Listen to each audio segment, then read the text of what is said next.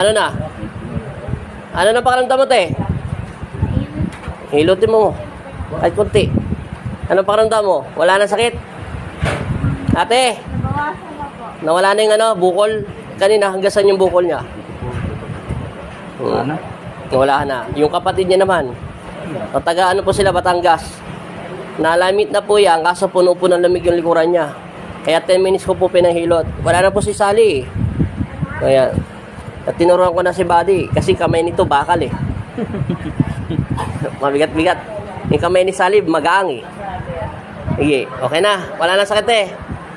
Oo. 3 weeks ka babalik ha? Ano pakiramdam mo ngayon? Magaan. Igalaw-galaw yung katawan mo. Ano pinagkaiba? 10 minutes kita pinahilot, pina-alignment ka. Treatment alignment. Tapos, hilot. Wala na yung lamad. Wala. Wala na yung parang matambok na parang wala na siya, no? Sige, lakad ka. Try natin.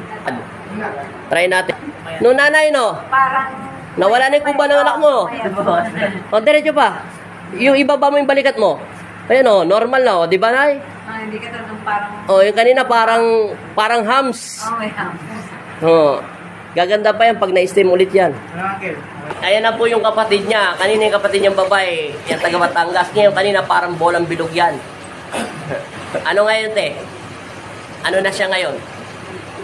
Ito natin, mawagsak na. Hindi na masyadong bilog, no? Oh, nakita mo na yung kapatid mo. Tingnan mo likuran niya. Okay, ikaw yung nakasalang dito eh. Pinag-isa ko lang yung video niya eh. Ano? Hindi na. Lumiit na, no? Kala ko ikaw lang yung pinaka-hams eh. Meron pa palang pinakamalaking hams sa'yo. Yung kapatid mo.